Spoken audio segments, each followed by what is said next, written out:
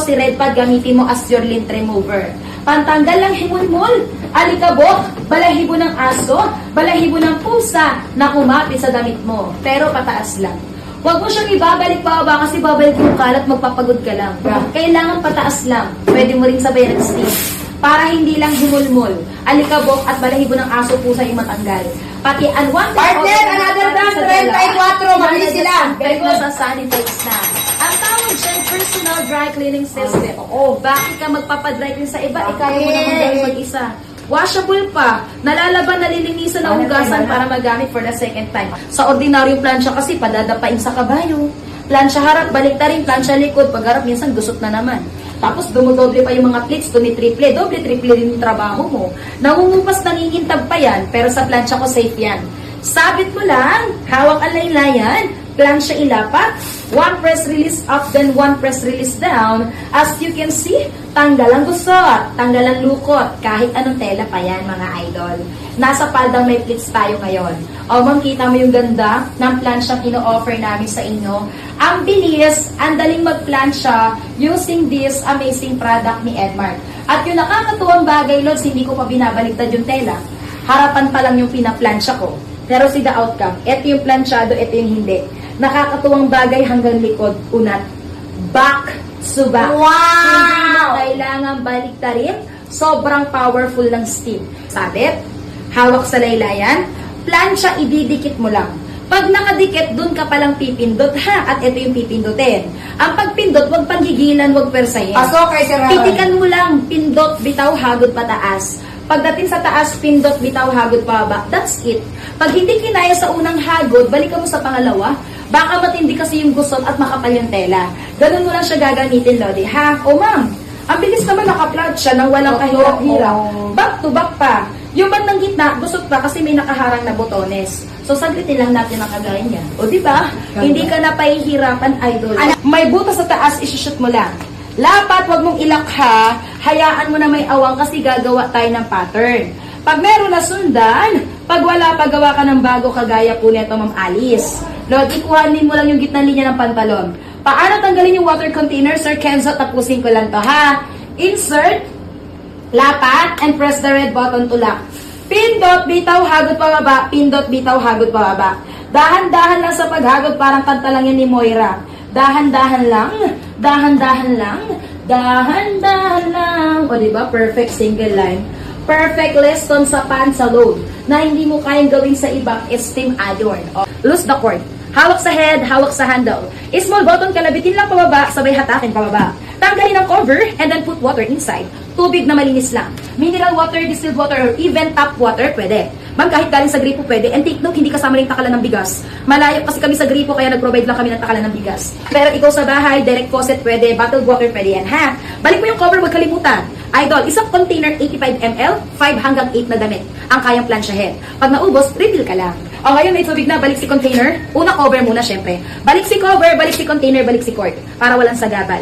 Pag nakasaksak na, may tubig na, patay na ilaw, pindutin ko. Pag may steam na, ibig sabihin yan, ready to use na po yan, mga idol, ha? Sa ganda ng plansyang ino-offer namin sa inyo. Especially magpapasukan, kakailanganin at kakailanganin mo to. Ang plansya, this is not luhu-lodi. Basic necessities na rin to. Kasi ang pangit naman, papasok estudyante mo, gusot uniform. Ay, Ikaw mismo, papasok ka sa trabaho, gusot uniform mo. Baka mamaya, meron ka pang katungkulan, di ba? Supervisor ka, manager ka, tapos uniform mo gusot-gusot. Baka hindi kagalangin ang mga staffs ninyo. Maganda, lalo kapag may katungkulan ka, ang uniform mo, kagalang-galang, idol. At syempre, kapag halimbawa, para maging ganun yan, may plansya ka maganda. Kung ito gamitin mo, no problem naman dito. Ang pinaka-problem lang talaga, nasusunugan ka. Ang lakas pang kumain ng kuryente. Unlike this one, tipid na nga po sa kuryente, hindi ka pa masunugan ng tela. Paano tipid sa kuryente? Ayun o, harap lang plinansya ko, pero hanggang sa pinakalikod, plansyado. Galing mo. Harap gusot. Ulitin ko, dati pinapadapa sa kabayo. Tinatanggal isa-isa sa butones at binabalik-baliktad yung tela. Very hassle, matagal. Matagal na pa ang plansya makonsumo. Sa oras mo at sa kuryente babayaran mo. Lalo sa panahon ngayon, ang taas ng singilan ng kuryente, nagde 10 times. Bakit hindi sa pagpaplansya mabawasan yung oras nyo, di ba? Yung kuryente babayaran nyo. O ma'am, plansya tayo. Dikit, natawa si Ma'am Dang. One press up, one press down. Galing, no? Ulitin natin. Dikit first, pindot later. One press release up, ganyan pala. One press release down. Ngayon pa lang, ganyan lang. One press up, one press down. Let's kita mo naman yung bilis. Yung dali ng pamlansya using this. Amazing product. Yan pa yung pinakamataas. Mga plansyado gusot. Yung maganda, taran! Bye! back! Nandun na sa akin. Hindi mo na kailangan baliktarin yung tela. Galing, no? Plansya lang eh. Ma'am, hindi mo pwedeng gamitin pang lids. Hindi mo pwedeng gamitin pang disinfect, pang sanitize, samantalang sa brush na to. Magagamit mo sa kutsyon, sa kama, sa sofa. Lalo pag may mga surot, kati-kati, maliliit na langgam. Kaya sa pinapagbagal, lumilipat lang ng pwesto. Minsan, nasandalan, nahigaan, upuan lang, parang may nangagat sa'yo eh. Yung pala, may mga surot, kati-kating namahay.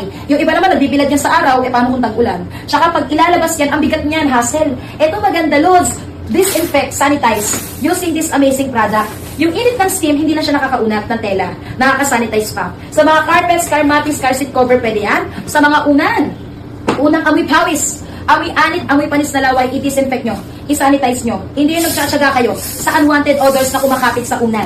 Plansya mo na yan, pagdikit na pagdikit yan, sunog yan. Pero sa plansya ko, very safe talaga yan. Ayan si Ma'am Dam, number 2. Wala kasing bakal eh. Kaya idol, walang sunog, safe talaga. Steam ang nagpa-plansya. Yung usok na yan, hindi yan dahilan, hindi yan yung parang yan yung usok kung bakit nauunat yung damit ninyo. Ang tawag dyan is steam.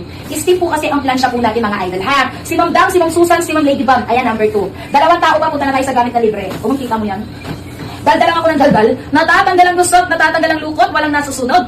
Back to back pa. Hindi na para baliktarin ang tela. Paano nangyari? Powerful steam. Tumatagos hanggang sa pinakalikod. Kagaya niyan, sa likod po ako nagpa-plansya, pero hanggang harap talaga umuunat na. Hindi mo na kailangan baliktarin yung tela. Mas pinabilis ang pagpa-plansya, mas pinatipid po tayo pagdating sa konsumo ng kuryente. Pati oras na pamamlansya, of course. Kasi nga, back to back, ayaw mo pa. Nagdadalawang isip ka pa. Ang dami mong matitipid sa plansya na to. Isasabit mo lang, hawakan sa laylayan, plansya ilapat, 1 press bitaw hagod pataas, 1 press bitaw hagod pababa. Pinipindot, binibitawan, sabay hinahagod lang. And as you can see, talagang natatanggal yung gusot, natatanggal yung lukot kahit makapal na tela. Hindi aatrasan po yan sa powerful steam ng plansya po natin. And see the difference.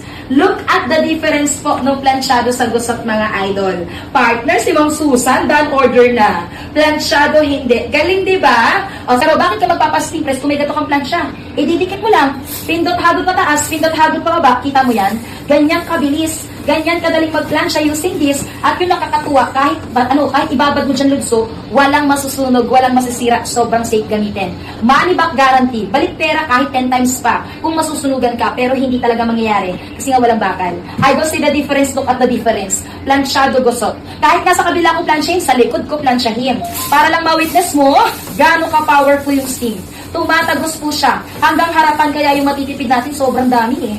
Oras ng pamamlansya, effort at pagod sa pagpaplansya, at konsumo sa kuryente kasi hindi mo na kailangan baliktarin yung tela. Galing, di ba?